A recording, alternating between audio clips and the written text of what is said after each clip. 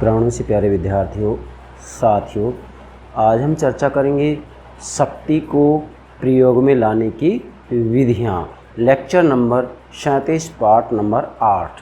जैसा कि मैंने नोट किया है, शक्ति को प्रयोग में लाने की पद्धतियाँ, लेक्चर नंबर 37 पार्ट नंबर 8। बेटा, अंतर्राष्ट्रीय राजनीति के अंतर्गत हम राष्ट्रीय शक्ति की चर्चा कर रहे हैं, नेशनल पावर। उस राष्ट्रीय शक्ति के संदर्भ में ही आज हम चर्चा इस बात की करेंगे कि भाई जो शक्ति होती है, जो पावर होती है, जो राष्ट्रीय शक्ति होती है, उसको प्रयोग में लाने की विधियां कौन सी हैं, कौन से साधन हैं, कौन सी पद्धतियां हैं। मतलब वास्तव में जब एक राष्ट्र राज्य के द्वारा दूसरे राष्ट्र राज्य के व्यवहार को नियंत्रित किया जाता है, तो उस राष्ट्र राज्य के व्यवहार को नियंत्रित करने की जो सामर्थ्य पहले राष्ट्र राज्य के पास में होती है, तो वो सामर्थ्य शक्ति कहलाती है। अब वास्तव में दूसरे राष्ट्र राज्य के व्यवहार को नियंत्रित करने की जो सामर्थ्य है, उस सामर्थ्य के अंतर्गत वास्तविक रूप में शक्ति की विधियाँ या पद्धतियाँ या साधन ही आते हैं। मतलब बेटा, शक्ति का सीधा सा अर्थ होता है कि मतलब अगर एक व्यक्ति दूसरे व्यक्ति से अपनी इच्छा अनुसार कोई कार्य करा लेता है, एक व्यक्ति दूसरे व्यक्ति के व्यवहार को नियंत्रित कर लेता है, तो दूसरे व्यक्ति के व्यवहार को नियंत्रित करने की जो सामर्थ्य पहले व्यक्ति के पास में, वो सामर्थ्य शक्ति कहलाती है। अब यही बात राष्ट्र राज्य के ऊपर लागू हो जाएगी। अगर एक राष्ट्र राज्य दूसरे राष्ट्र राज्य के व्यवहार को अपने अनुरूप प्रभावित कर लेता है, नियंत्रित कर लेता है, भले दूसरा राष्ट्र राज्य नहीं चाह रहा है, फिर भी अपनी इच्छा अनुसार कोई कार्य करा लेता है, पहला राष्ट्र राज्य या ए नामक राष्ट्र राज्य, कै नामक राष्ट्र राज्य, बै नामक या ख नामक राष्ट्र राज्य से अपनी इच्छा अनुसार कोई कार्य करा लेता है, जबकि दूसरा राष्ट्र राज्य नहीं चाह रहा है, फिर भी उसमें सामर्थ्य है कि अपनी इच्छा अनुसार कार्य करा लेता है, उसके व्यवहार को नियंत्रित कर देता है। तो उसके व्यवहार को नियंत्रित करने की जो सामर्थ्य है बेटा, वही शक्ति है। और वास्तविक रूप में जैसा कि यहाँ डॉक्टर महेंद्र कुमार ने स्पष्ट रूप में कहा है कि वास्तव में यहाँ पर जो राष्ट्र राज्य होते हैं दूसरे राष्ट्र राज्य के व्यवहार को नियंत्रित कर लेता है, लेकिन वास्तव में यहाँ जो नियंत्रित करने की सामर्थ्य है, सामर्थ्य को शक्ति माना जाए तो इन विधियों को शक्ति प्रयोग के साधन भी कहा जा सकता है। वास्तव में जिसके द्वारा दूसरे राष्ट्र राज्य के व्यवहार को नियंत्रित किया जा रहा है, वो नियंत्रित किसके आधार पर किया जा रहा है, उनको जो है शक्ति की विधियाँ भी, पद्धतियाँ भी और साधन भी कहा जाता है। अब हम एक एक बात को यहाँ अच्छे से समझेंगे। ध्यान दे बेटा, शक्ति को प्रयोग में लाने की पद्धतियाँ। आज अगर आप अंतर्राष्ट्रीय राजनीति को अच्छे से समझना चाहते हैं, तो आपको शक्ति के प्रयोग में लाने की जो पद्धतियाँ हैं, जो मैं कहूँगा कि जो विधियाँ हैं, जो साधन हैं, उनको अच्छे से समझना है। ठीक है बेटा, चलिए सबसे पहले हमने डायग्राम बनाया है। देखो बेटा, मैंने यहाँ लिखा है व्यक्ति राष्ट्र, व्यक्ति राष्ट्र। इसका मतलब क्या है कि देखो, शक्ति के लिए दो पक्षों का होना जरूरी है बेटा। ध्यान देंगे, दो पक्ष जरूरी, क्योंकि एक अकेला पक्ष होगा तो आप किसको शक्तिशाली कहेंगे, किसको शक्तिहीन कहेंगे, इसलिए दो पक्षों का होना जरूरी है। अब वो दो पक्ष दो व्यक्ति भी हो सकते हैं और दो राष्ट्र भी हो सकते हैं। अगर दो राष्ट्र हैं तो उसे वास्तव में एक राष्ट्र दूसरे राष्ट्र के व्यवहार को नियंत्रित कर देता है, तो इसे राष्ट्रीय शक्ति कहा जाएगा।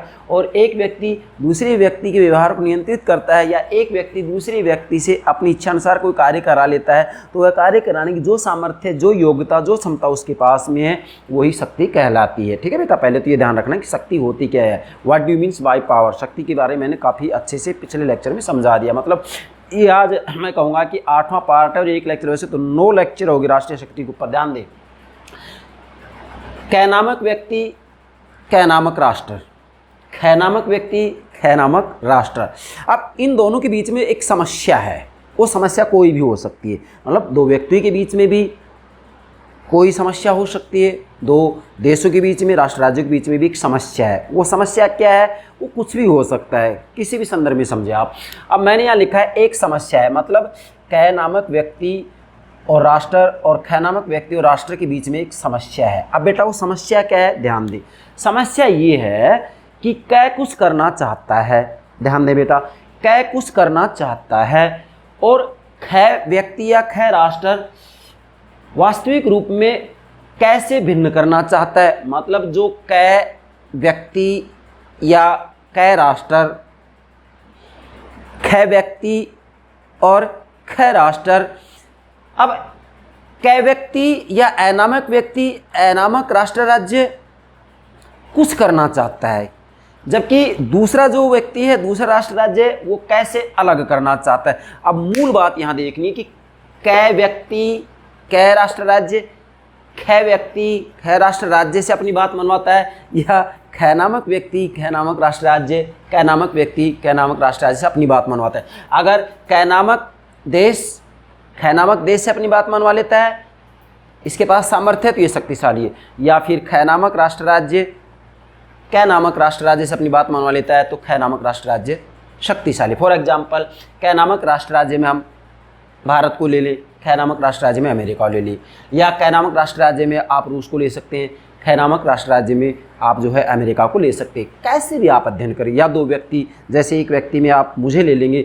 दूसरे व्यक्ति मेरा साथी व्याख्याता साथी ले लेंगे। अब कौन किससे अपनी बात मनवा लेता है? जो अपनी बात मनवा लेता है, अपनी इच्छा अनुसार कार्य करवा लेता है दूसरे व्यक्ति से, तो निश्चित रूप में वो शक्तिशाली होता है, क्योंकि उसके पास में सामर्थ्य है कि अपनी इच्छा अनुसार वह दूसरे व्यक्ति से, दूसरे राष्ट्र राज्य से कार्य करवा रहा है। अगर राष्ट्र राज्य की बात आती तो उसको राष्ट्रीय शक्ति कह देंगे, व्यक्ति की बात आती तो शक्ति कह दिया जाएगा इसको। ठीक है बेटा, तो ध्यान दें, कै से कै कुछ करना चाहता है और कै भिन्न करना चाहता है। इन दोनों के बीच में एक समस्या है, क्या कि कै कुछ करना चाहता है और कै इनसे अलग करना चाहता है। मतलब कै से अपनी बात मनवाना चाह रहा है, जबकि कै से अलग करना चाह रहा है। अब इसमें दिक्कत क्या आएगी? दिक्कत ये है कि किन्हीं भी परिस्थिति में कै को प्रभावित करने का प्रयास करेगा। बेटा ध्यान दें, अब भले कोई भी परिस्थिति हो, इसमें स्थिति क्या आएगी कि कै नामक व्यक्ति, कै नामक राष्ट्र राज्य, कै नामक व्यक्ति कै नामक राष्ट्र राज्य को प्रभावित करने का प्रयास करेगा। साथ में ये भी सकते हैं कि कै नामक व्यक्ति कै नामक राष्ट्र राज्य भी कै नामक व्यक्ति कै नामक राष्ट्र राज्य को प्रभावित करना चाहेगा। भाई कौन सा राष्ट्र राज्य है जो कि दूसरे राष्ट्र राज्य को प्रभावित नहीं करना चाहेगा, उसके व्यवहार को नियंत्रित नहीं करना चाहेगा? कौन सा ऐसे व्यक्ति है जो कि दूसरे व्यक्ति से अपनी बात नहीं मनवाना चाहेगा? तो प्रयास तो सभी करेंगे, यहाँ सभी करेंगे। तो ध्यान दें, किन्हीं भी परिस्थिति में कै को प्रभावित करने का प्रयास करेगा। मतलब कै नामक व्यक्ति कै नामक राष्ट्र राज्य, कै नामक व्यक्ति कै नामक राष्ट्र राज्य से अपनी इच्छा अनुसार कार्य करवाने का प्रयास करेगा। अब यहाँ प्रश्न क्या उठता है? प्रश्न यह है कि दोनों को एक दूसरे के आचरण को प्रभावित करने के लिए क्या करना चाहिए। अब कै से अपनी बात मनवाना चाहेगा और कै से अपनी बात मनवाना चाहेगा, तो फिर प्रश्न क्या उठता है? यहाँ प्रश्न ये उठता है कि दोनों मीन्स दोनों व्यक्ति, कै नामक व्यक्ति कै नामक व्यक्ति, दो व्यक्ति की बात ले सकते हैं, या कै नामक राष्ट्र राज्य कै नामक राष्ट्र राज्य, या कै नामक समूह कै नामक समूह, या कै नामक संगठन कै नामक संगठन, यस कै नामक राजनीतिक दल कै नामक राजनीतिक दल। आप संदर्भ बदल सकते हैं, अर्थ एक ही होगा। तो प्रश्न है कि दोनों को एक दूसरे के आचरण को प्रभावित करने के लिए क्या करना चाहिए। मतलब कै के आचरण को प्रभावित करने के लिए क्या करे, या कै के आचरण को प्रभावित करने के लिए क्या करे। अब प्रभावित करने के लिए जिन तरीकों का इस्तेमाल किया जाता है वो तरीके ही शक्ति प्रयोग के साधन या शक्ति प्रयोग की पद्धतियाँ, क्या शक्ति प्रयोग के साधन, शक्ति प्रयोग की पद्धतियाँ या विधियाँ कहलाते हैं। ठीक है बेटा, जैसा कि एक विद्वान है डॉक्टर महेंद्र कुमार, अब यहाँ मैंने नोट किया ना क्या करना चाहिए, तो इसके लिए 4 विकल्प होते हैं बेटा। इसकी कोटेशन लेंगे हम, प्रभावित करने के लिए क्या करना चाहिए, तो मैंने लिखा 4 विकल्प है। मतलब वास्तविक रूप में दोनों को एक दूसरे के आचरण को प्रभावित करने के लिए क्या करना चाहिए, तो इसके लिए करना क्या चाहिए, 4 विकल्प होते हैं दोनों के सामने, कै के सामने भी कै के सामने भी। अब वो 4 विकल्प क्या हैं? या तो समझाने से काम चल जाए, मतलब कै को समझाए, या फिर जो है समझाने से काम नहीं चलता है, जैसे मैंने यहाँ नोट भी कर दिया है कि प्रलोभन दे, है ना। उसके बाद में जैसे प्रलोभन में हम कहेंगे कुछ पुरस्कार वगैरह दे दे, कुछ ज़मीन सैनिक अड्डे इत्यादि दे दे।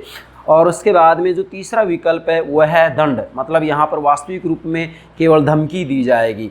और इसके बाद में जो चौथा है वो बल है।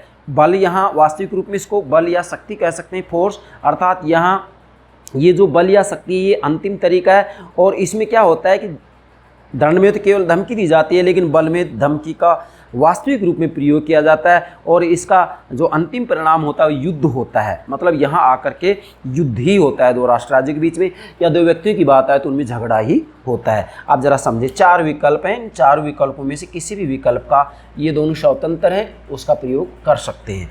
अब डॉक्टर महेंद्र कुमार कहते हैं कि राज्य अन्य राज्यों से अपना अभिष्ट व्यवहार कराने के लिए जो विधियाँ या तरीके अपनाते हैं ये मुख्यतः 4 है बेटा, ध्यान दें।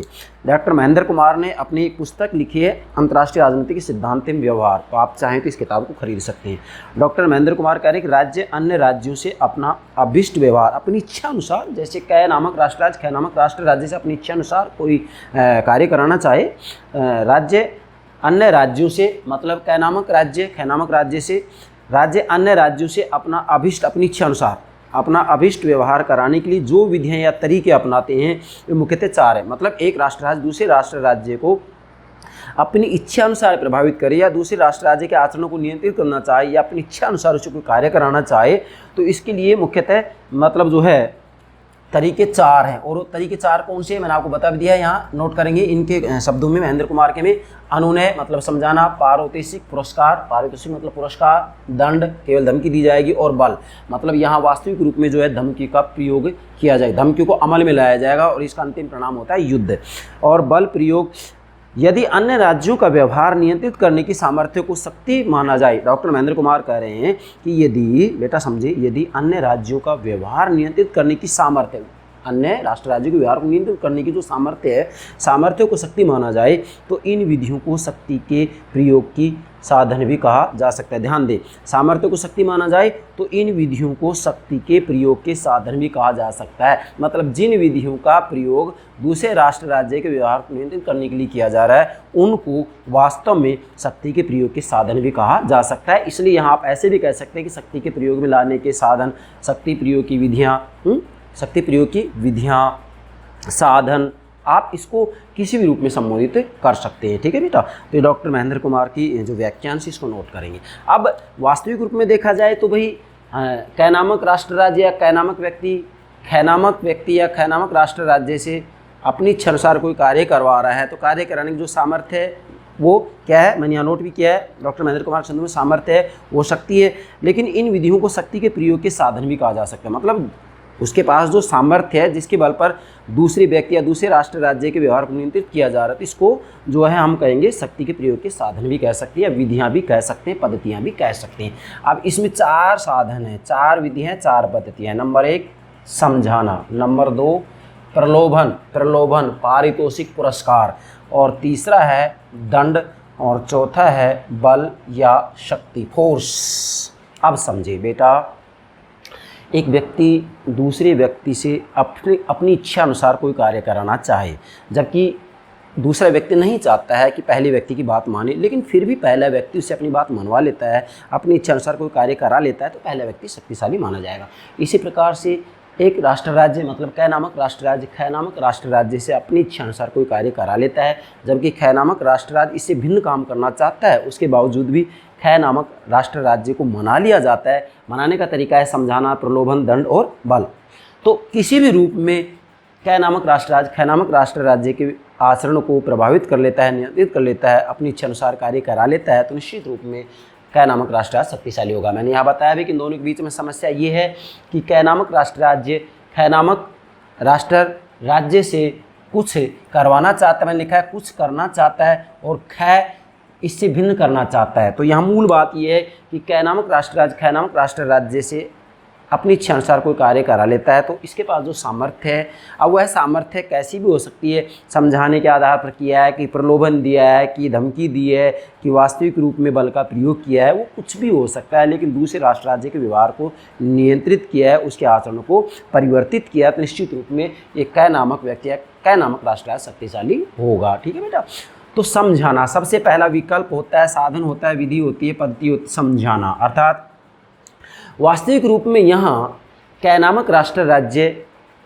कै नामक राष्ट्र राज्य को सबसे पहले समझाने का प्रयास करेगा, और समझाएगा कैसे, इसके अंतर्गत वास्तविक रूप में कै नामक राष्ट्र राज्य के सामने संपूर्ण परिस्थितियों को इस रूप में परिभाषित करेगा। आप लिखेंगे संपूर्ण परिस्थितियों को इस तरह से परिभाषित करेगा जिससे कै अपना विचार बदले। मतलब कै नामक राष्ट्र राज्य, जैसे अमेरिका भारत ले लेंगे आप, या भारत अमेरिका ले लेंगे, या रूस अमेरिका ले लेंगे, 2 राष्ट्र राज्य कोई भी ले सकते हैं। तो इसमें क्या होगा कि कै नामक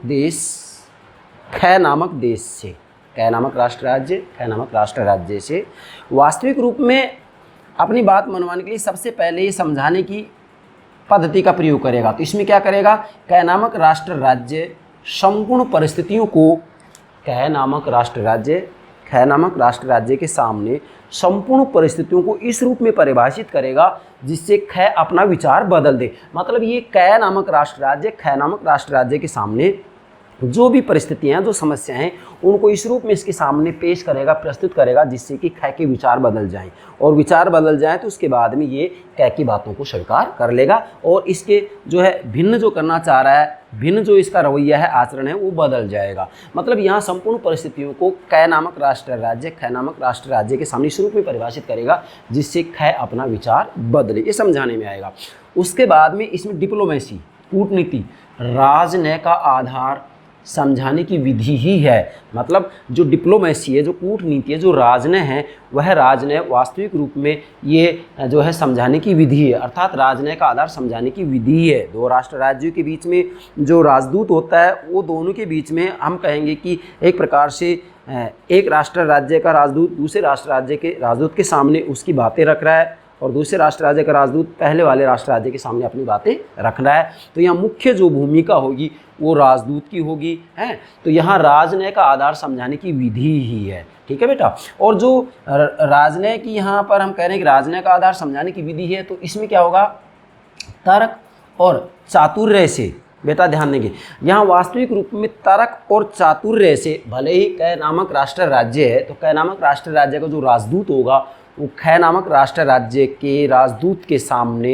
वास्तविक रूप में अपने तर्क और चातुर्य के आधार पर इस रूप में अपने विचार प्रस्तुत करेगा जिससे कि ख नामक राष्ट्र राज्य के राजदूत को वो बातें मानने के लिए बाध्य होना पड़े या उनकी बातों को मान जाए। नेक्स्ट, इसी में समझाने की कला का उपयोग तीनों का सहारा लिए बिना। अब ध्यान दे बेटा, यहाँ वास्तविक रूप में यहाँ जो ये समझाना है, इसके अंतर्गत जो राजनय का प्रयोग किया जा रहा है, तो इसमें विशेषकर समझाने की कला का उपयोग किया जाता है। और समझाने की कला का जो उपयोग किया जा रहा है वो तीनों का सहारा लिए बिना ही यदि किया जाए, मतलब वास्तविक रूप में तीनों का सहारा अर्थात प्रलोभन, दंड और बल या शक्ति, इनका सहारा लिए बिना ख नामक राष्ट्र राज्य को समझाने में सफल हो जाता है, तो हम कह सकते हैं कि उसने समझाने की कला का अच्छे से उपयोग किया है। ख नामक राष्ट्र राज्य ने ख नामक राष्ट्र राज्य के आचरणों को प्रभावित करने के लिए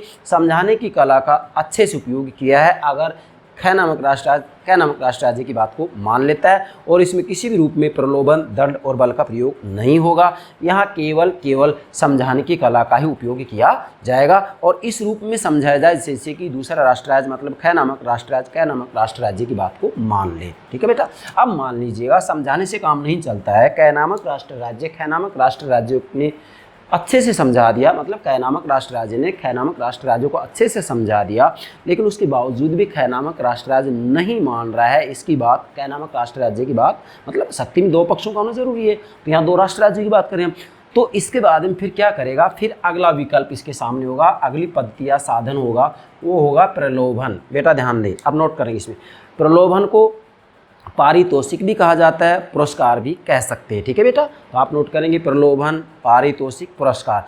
अब समझाने से काम नहीं चलेगा तो उसके बाद में क्या होगा, क नामक राष्ट्र राज्य, चूंकि यहाँ पर हम राष्ट्रीय शक्ति का अध्ययन कर रहे हैं इसलिए मैं बार बार राष्ट्र राज्य शब्दावली का प्रयोग कर रहा हूँ। दो व्यक्तियों की बात अब मैं नहीं कर रहा हूँ, वैसे आप दो व्यक्तियों के ऊपर भी बात लागू कर सकते हैं। एक व्यक्ति दूसरे व्यक्ति के आचरण को, व्यवहार को प्रभावित करने के लिए इन साधनों का प्रयोग कर सकता है। यस कर सकता है। तो अब प्रलोभन में वास्तविक रूप में देखा जाए, प्रलोभन भी चार प्रकार का होता है, मनोवैज्ञानिक प्रलोभन, भौतिक प्रलोभन, आर्थिक प्रलोभन और राजनीतिक प्रलोभन। बेटा आधुनिक समय में भौतिक प्रलोभन का विशेष प्रयोग किया जाता है। भौतिक प्रलोभन के अंतर्गत वास्तविक रूप में जैसे ख नामक राष्ट्र राज्य को जैसे अपनी कुछ ज़मीन के टुकड़े का इस्तेमाल करने के लिए अनुमति देता है, सैनिक अड्डे का इस्तेमाल करने की अनुमति देता है और दुनिया भर के जो है प्रलोभन दिए जा सकते हैं, तो वो सब भौतिक के अंतर्गत आते हैं। आधुनिक समय में भौतिक प्रलोभन का विशेष प्रयोग किया जाता है, परंतु देखा जाए तो दूसरे विश्व युद्ध के बाद में विशेषकर पूंजीवादी गुट का जो नेतृत्व कर रहा था संयुक्त राज्य अमेरिका, साम्यवादी गुट का नेतृत्व सोवियत संघ कर रहा था, तो इनके द्वारा आर्थिक प्रलोभन का विशेष प्रयोग किया गया। मतलब इन्होंने क्या किया कि जो पूंजीवादी गुट और साम्यवादी गुट था, इन्होंने विशेष प्रयास किया कि जो निर्बल, दुर्बल, कमज़ोर देश हैं उनको प्रलोभन दिया जाए, आर्थिक सहायता दी जाए, जिससे कि उनके गुटों में सम्मिलित हो जाएं। तो दूसरे विश्व युद्ध के बाद में अमेरिका और सोवियत संघ के द्वारा वास्तविक रूप में आर्थिक प्रलोभन का विशेष प्रयोग किया गया। मतलब शक्ति के प्रयोग में लाने की जो पद्धतियाँ हैं उसमें प्रलोभन, और प्रलोभन में भी दूसरे विश्व युद्ध के बाद में अमेरिका और सोवियत संघ ने आर्थिक प्रलोभन का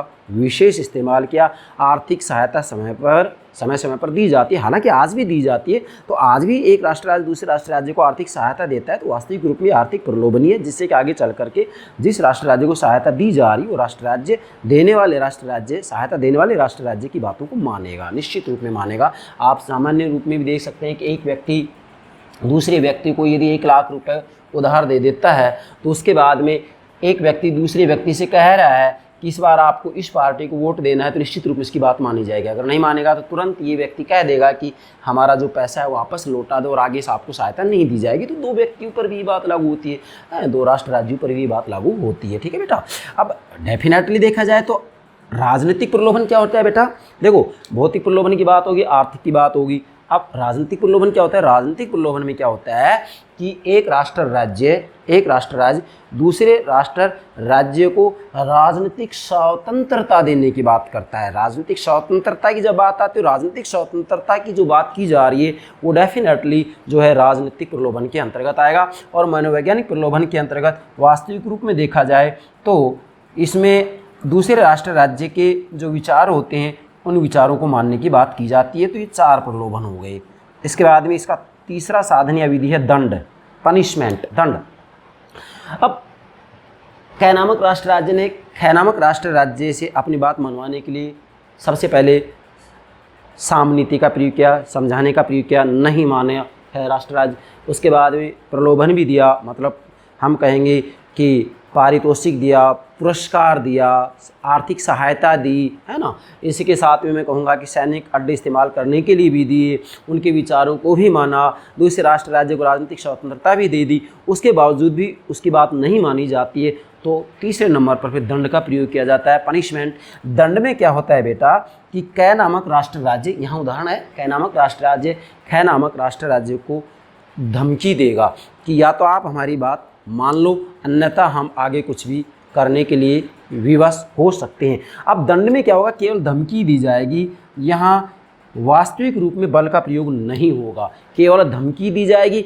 मगर अगर कै नामक राष्ट्र राज्य ने कै नामक राष्ट्र राज्य को धमकी दी और धमकी से भी कै नामक राष्ट्र राज्य की बात नहीं मानी, तो उसके बाद में अंतिम विकल्प के रूप में शेष साधन रह जाता है, पद्धति रह जाती है बल या शक्ति, फोर्स।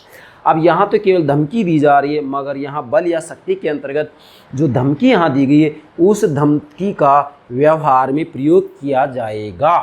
यहाँ धमकी का व्यवहार में प्रयोग किया जाएगा, जैसे मैंने लिखा भी है, बल या शक्ति अंतिम तरीका है। मैंने लिखा है अंतिम तरीका बल है, मतलब वास्तविक रूप में शक्ति को प्रयोग में लाने का जो तरीका है, पद्धति है, वह अंतिम है। बल या शक्ति अंतिम विकल्प है। बल या शक्ति का प्रयोग अंतिम विकल्प के रूप में किया जाना चाहिए। जब समझाना, प्रलोभन और दंड ये तीनों विफल हो जाते हैं, तब जाकर के अंत में बल या शक्ति का प्रयोग किया जाए। मैंने लिखा भी यहाँ अंतिम तरीका बल है, ये अंत में इस्तेमाल करें, इससे पहले नहीं। जब ये तीनों ही साधन विफल हो जाएं, तब जाकर के इसका इस्तेमाल किया जाए। अब ध्यान दें, यहाँ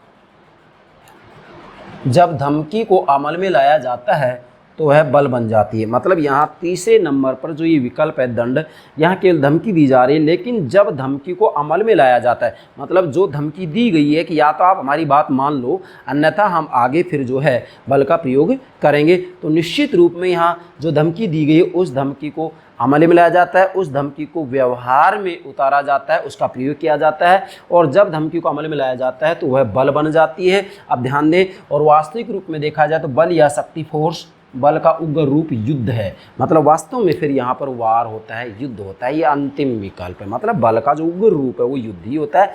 परंतु इस साधन पद्धति या तरीके का इस्तेमाल भले कोई भी राष्ट्र राज्य हो उसके द्वारा अंतिम रूप में इस्तेमाल किया जाए, जैसा कि मैंने यहाँ लिखा भी है, आखिरी हथियार के रूप में ही प्रयोग करें। मतलब कोई भी राष्ट्र राज्य हो, जब उसके सामने तीनों विकल्प विफल हो जाते हैं, तीनों विकल्प, तीनों साधन, पद्धतियाँ, विधियाँ विफल हो जाती हैं, तब जा कर के अंतिम रूप में बल या शक्ति का प्रयोग करें। मतलब जब समझाना, प्रलोभन और दंड से काम नहीं चलता है, ऐसी स्थिति में जाकर के फिर अंत में बल या शक्ति का प्रयोग करें। इसलिए मैंने यहाँ लिख भी दिया कि आखिरी हथियार के रूप में ही बल या शक्ति का प्रयोग करें, भले ही कोई भी राष्ट्र राज्य हो। अगर कै नामक राष्ट्र राज्य, खै नामक राष्ट्र राज्य के व्यवहार को अपने अनुरूप बदलने में, नियंत्रित करने में, समझाने की पद्धति के आधार पर भी सफल नहीं हो रहा है, प्रलोभन के आधार पर सफल नहीं हो रहा है, दंड धमकी भी दे दी, उसके बावजूद भी खै नामक राष्ट्र राज्य नहीं मान पा रहा है, इसके बाद कै नामक राष्ट्र राज्य की, तो अंत में जाकर के कै नामक राष्ट्र राज्य, खै नामक राष्ट्र राज्य के ऊपर बल या शक्ति का प्रयोग करेगा। और बल का जो उग्र रूप होता है वो क्या होता है बेटा? युद्ध। मतलब यहाँ जाकर के फिर निश्चित रूप में वार, युद्ध ही होता है। और फिर मैं कह रहा हूँ कोई भी राष्ट्र राज्य हो इसका आखिरी हथियार के रूप में ही प्रयोग करें। तो बेटा ये हो गया शक्ति को प्रयोग में लाने की पद्धतियाँ। मतलब अंतर्राष्ट्रीय राजनीति के अंतर्गत शक्ति को, पावर को प्रयोग में लाने की जो विधियां हैं, जो पद्धतियां हैं, जो साधन है, वो 4 है। मतलब या तो एक राष्ट्र राज्य दूसरे राष्ट्र राज्य से अपना कार्य करा रहा है तो या तो समझाने के आधार पर करेगा, समझाने से नहीं मानेगा तो उसको प्रलोभन दिया जाएगा। जैसा कि नहीं हमारे भारत में नीति के 4 उपाय बताए जाते हैं, साम, दाम, भेद और दंड। तो एक प्रकार से वही बात है, समझाना मतलब साम, प्रलोभन मतलब दाम। इसके बाद में ये जो दंड है या धमकी दी जा रही थी, इसको हम कुछ रूप में कह सकते हैं, किसके में लेंगे? यहाँ भेद में ले लेंगे, और बल या शक्ति को दंड के रूप में ले लेंगे। ठीक है, कुछ वही बात आ रही है यहाँ पर, है ना। तो ये नीति के 4 उपाय, जैसे हमारे भारत में मनु, कौटिल्य, शुक्र ने ये बातें बताई थी, पर थोड़ा सा डिफरेंस है इसमें। ठीक है बेटा, तो ध्यान देंगे यहाँ शक्ति को प्रयोग में लाने की 4 पद्धतियाँ हैं। समझाना मतलब साम भी कह सकते हो, तो समझाना, प्रलोभन, अगर आप मनु कौटिल्य के अकॉर्डिंग चलते हैं तो समझाना इसको साम कहेंगे,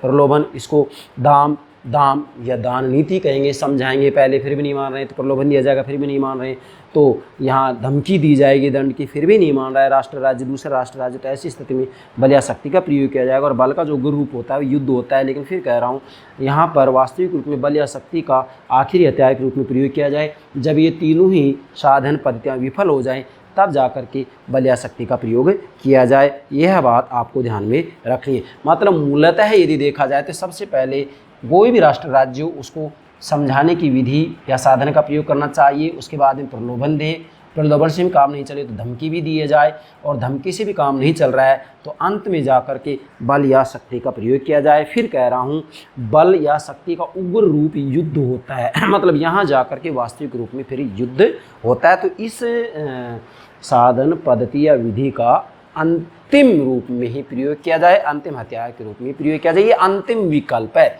जब तीनों विकल्प विफल हो जाएं तब जाकर के किसी भी राष्ट्र राज्य के द्वारा बल या शक्ति का प्रयोग किया जाए। हाँ, इतना ज़रूर देख ले कि बल या शक्ति का प्रयोग करने से पहले वह राष्ट्र राज्य ये ज़रूर देखे कि मैं दूसरे राष्ट्र राज्य का अच्छे से मुकाबला कर सकता हूँ या नहीं। ऐसा नहीं कि उसके पास शक्ति भी नहीं है और उसके बावजूद भी वह बल या शक्ति का प्रयोग कर रहा है, तो निश्चित रूप में उसे पराजय का मुख देखना पड़ेगा। उसे अपनी सैनिक शक्ति का अच्छे से अवलोकन कर लेना चाहिए, सामने वाला का मुकाबला कर सकता है या नहीं कर सकता। उसके बाद में यहाँ पर जो है बल का, फोर्स का प्रयोग किया जाना चाहिए, क्योंकि बल का उग्र रूप तो युद्ध ही होता है, और युद्ध होता है तो निश्चित रूप में यहाँ पर आपको सैनिक शक्ति की ज़्यादा आवश्यकता होगी, और इसी के साथ में आपकी अर्थव्यवस्था, आर्थिक स्थिति भी मजबूत है या नहीं है, ये दोनों बातें देख लें। उसके बाद में आप इस विकल्प या साधन का प्रयोग करेंगे। मतलब भले कोई भी राष्ट्र राज्य, 2 व्यक्तियों की बात होती है, 2 व्यक्ति भी इन चारों ही पद्धतियों का इस्तेमाल कर सकते हैं 2 व्यक्तियों के व्यवहार में, आचरण में। मतलब जैसे मान लीजिएगा मैं मेरे व्याख्याता साथी से कोई भी बात मनवाना चाहता हूँ, जबकि वो नहीं मान रहा है मेरी बात, तो मैं पहले समझाऊंगा, समझाने से नहीं मान रहा है तो मैं कुछ प्रलोभन दूंगा, फिर भी नहीं है तो मैं धमकी का प्रयोग कर सकता हूँ, धमकी से भी नहीं है तो लास्ट में जाकर के हम दोनों में जो है हम कहेंगे कि हाथापाई की नौबत आ जाएगी। अब यहाँ हाथापाई की नौबत आ जाती है, अंतर्राष्ट्रीय राजनीति के अंतर्गत 2 राष्ट्र राज्यों में युद्ध हो जाता है ना। बस डिफरेंस इतना ही तो है। और वैसे ही मैं कहना चाहूँगा, हाँ, आपको यदि राजनीति विज्ञान अच्छे से समझना है, अंतर्राष्ट्रीय राजनीति अच्छे से समझना है, लोक प्रशासन अच्छे से समझना है, तो अरस्तु की एक बात को ध्यान रखना, राजनीति विज्ञान के जनक कौन है बेटा? अरस्तु। अरस्तु की सबसे महत्वपूर्ण पुस्तक है पॉलिटिक्स। पॉलिटिक्स में अरस्तु ने कहा है कि राज्य परिवार का विराट रूप है। मीन्स अगर राज्य को आपको अच्छे से समझना है, अंतर्राष्ट्रीय राजनीति को आपको अच्छे से समझना है, या राजनीति विज्ञान को अच्छे से समझना है, तो सबसे पहले परिवार को समझें, परिवार की व्यवस्था को समझें, फैमिली सिस्टम को समझें। अगर आपको परिवार व्यवस्था अच्छे समझ में आ जाती है तो राज्य व्यवस्था को, पॉलिटिकल सिस्टम को समझने में कोई दिक्कत नहीं है। दो परिवारों के बीच में भी झगड़ा होता है तो दो राष्ट्र राज्यों के बीच में भी झगड़ा होता है। परिवार का भी मुखिया होता है तो राष्ट्र राज्य का भी मुखिया होता है। दो परिवारों के हित टकराते हैं तो दो राष्ट्र राज्यों के हित भी टकराते हैं। दो परिवारों के बीच में समझाने का भी प्रयोग किया जाता है, इस विधि का प्रयोग किया जाता है। दो परिवारों के बीच में एक परिवार दूसरे परिवार को प्रलोभन भी देता है, एक परिवार दूसरे परिवार को धमकी भी देता है, एक परिवार दूसरे परिवार के लिए मैं कहूँगा कि बल का प्रयोग भी करता है, उसकी घर जाकर के पिटाई की जाती है, रास्ते में पिटाई की जाती है, हत्या की जाती है, कुछ भी किया जाए। तो जैसे दो परिवारों में होता है बेटा, वैसे दो राष्ट्र राज्यों के अंतर्गत होता है। इसलिए अरस्तु ने कह दिया है क्या कि राज्य परिवार का ही विराट रूप है। इसलिए अंतर्राष्ट्रीय राजनीति के विद्यार्थी को ये बात अच्छे से समझ लेनी चाहिए, क्या राज्य परिवार का ही विराट रूप है। तो आप अगर अंतर्राष्ट्रीय राजनीति को अच्छे से समझना चाहते हैं तो सबसे पहले आपको दो परिवारों के आपसी संबंधों का अध्ययन करना चाहिए। जैसे दो परिवारों के अंतर्गत विवाद होता है उसी प्रकार से दो राष्ट्र राज्यों में विवाद होता है। जैसे दो परिवारों में एक परिवार शक्तिशाली बनना चाहता है, वैसे दो राष्ट्र राज्यों में एक राष्ट्र राज्य प्रयास करेगा कि मेरी बात मानी जाए। एक व्यक्ति भी ये चाहता है कि मेरी बात मानी जाए दूसरे व्यक्ति के द्वारा, और एक राष्ट्र राज्य भी चाहता है कि मेरी बात मानी जाए। तो सब भी ये चाहते हैं। मतलब शक्ति की जो प्यास होती है वो होब्स ने कह दिया है कि जब तक व्यक्ति जीवित रहता है तब तक शांत नहीं होती है। इसलिए शक्ति का प्रयोग, शक्ति वृद्धि का प्रयोग लगातार मनुष्य करता है, क्योंकि कोई भी व्यक्ति ये नहीं चाहता है कि मेरी बात नहीं मानी जाए। सब ये चाहेंगे कि हमारी बात मानी जाए। अब वो चाहे एक व्यक्ति हो चाहे एक राष्ट्र राज्य हो, भाई सबका ये आचरण है कि दूसरा व्यक्ति, दूसरा राष्ट्र राज्य उसकी बातों को माने, है ना। तो ये हो गया शक्ति को प्रयोग में लाने की पद्धतियाँ। Lecture number 37 part number 8। इसमें 4 विकल्प हो गए। नंबर 1 समझाना, नंबर 2 प्रलोभन, नंबर 3 दंड और नंबर 4 बल या शक्ति। तो आप इसके आधार पर अंतर्राष्ट्रीय राजनीति के अंतर्गत शक्ति को प्रयोग में लाने की जो पद्धतियाँ होती हैं वो 4 होती हैं। किसी भी रूप में आपसे इसके ऊपर प्रश्न पूछा जा सकता है। आपको ये चारों पद्धतियाँ अच्छे से समझ लेनी है। और इधर ये डॉक्टर महेंद्र कुमार ने अपनी पुस्तक अंतर्राष्ट्रीय राजनीति के अंतर्गत जो व्याख्यांश दिए, इस व्याख्यांश को भी अच्छे से समझना है। कभी कभी एग्जाम में व्याख्यांश पूछ लिया जाता है कि किसने कहा है, तो आपका आंसर होगा डॉक्टर महेंद्र कुमार ने। डॉक्टर महेंद्र कुमार की बहुत अच्छी पुस्तक आती है अंतर्राष्ट्रीय राजनीति सिद्धांत और व्यवहार, है ना। इसी के संदर्भ में यू आर घई की पुस्तक ही बहुत अच्छी आती है। उत्तर प्रदेश के राइटर हैं यू आर घई। राजस्थान की बात आती है बी एल फड़िया की पुस्तक अंतर्राष्ट्रीय राजनीति सिद्धांत व्यवहार। तो आप इन तीनों का अध्ययन कीजिएगा, अंतर्राष्ट्रीय राजनीति अच्छे समझ में आ जाएगी। बाकी तो मैं सभी जो राइटर हैं, लेखक हैं, उनका सहारा लेते प्रतिदिन आपके लिए एक लेक्चर अपलोड करता हूं। सबसे पहले जो अंतर्राष्ट्रीय राजनीति का सैद्धांतिक पक्ष मैं आपको समझा दूंगा, उसके बारे में अंतर्राष्ट्रीय राजनीति का जो व्यवहारिक पक्ष है वो समझाएंगे। और ये क्लियर होने के बाद में फिर हम जो वेस्टर्न पॉलिटिकल थिंकर्स बचे हुए हैं उन वेस्टर्न पॉलिटिकल थिंकर्स को क्रम से अच्छे से समझाने का प्रयास करेंगे। तो आशा करता हूँ आज का लेक्चर आप अच्छे से समझ लेंगे। ठीक है बेटा, शक्ति को प्रयोग में लाने की पद्धतियाँ। Yes, okay, thank you very much.